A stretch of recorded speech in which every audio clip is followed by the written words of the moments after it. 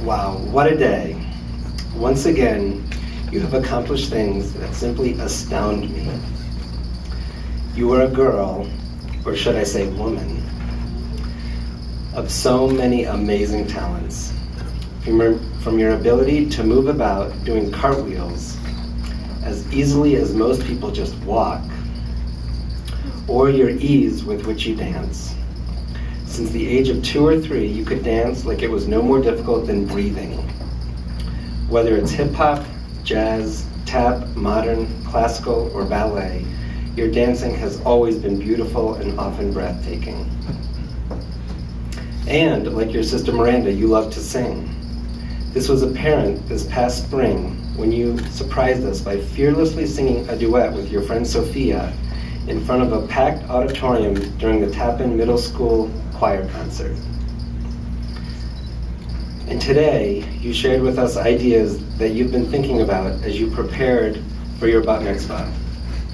Original ideas and thoughts that you really developed on your own. I tried multiple times to help you write your essays, but each time you shooed me away, insisting to do the work yourself. I did, however, get to accompany you during much of the time that you performed your community service work at food gatherers and the homeless shelter community kitchen. And not once did I hear you utter a kvetch or complaint as you helped feed hungry people. You may have heard me say that you will never know or understand the love a parent has toward their child until you have children of your own. Well, today I want you to know that it's not only love, but also pride that a parent experiences, but cannot be explained through mere words. Sophie, suffice it to say that I adore you and love you and am so incredibly proud of you. Mazel tov.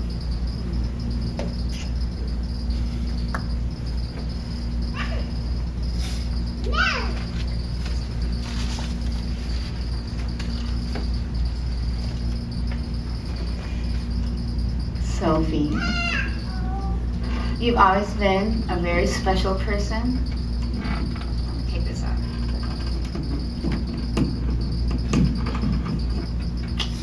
When you were born, you were quiet, slept well, and were a gentle and hungry nurser. As we tell you all the time, your dad and I called you our reward. Then, on your second birthday, you had your first temper tantrum. A classic, on the floor, fist-pounding meltdown. You had learned how to make yourself heard. Over the course of the next 11 years, you have learned to make yourself heard in many other ways, most of which are much more efficient and more clearly communicated than that temper tantrum. Always super loving and affectionate. You would say to me often, "Mommy, I have a secret for you. Don't tell anyone, okay? It's as this, I love you." Did you know that? And I did. I always felt loved by you. So even in your more trying times, through the clearly expressed frustration or anger or sadness, I would always, without a doubt, know that you loved me, and that made all the difference. It gave me the patience and inspiration I needed to calm you and teach you how to calm yourself, and to guide you through the ups and downs of your inner and outer worlds, and to help you grow into your true self. And today, at age 13, in the midst of finding your way, of defining your identity, with push-pull emotions that adolescents have during this period of brain development, your hugs and smiles still never fail to absolutely melt my heart. For the chance to cuddle you like a little child, even though you have outgrown me by 2 inches already, I gladly give up sleep to let you crawl into my bed in the middle of the night when you can't fall back asleep, or have a bad dream, or maybe just need your mommy. I have a secret for you. I love you. Well, maybe not a secret, but it is so, so true, more than you can imagine. I love so much about you, from the way you smell, especially on the top of your head, to the way you sound when you sing, to the way your bigger than mine hand feels when it is holding mine.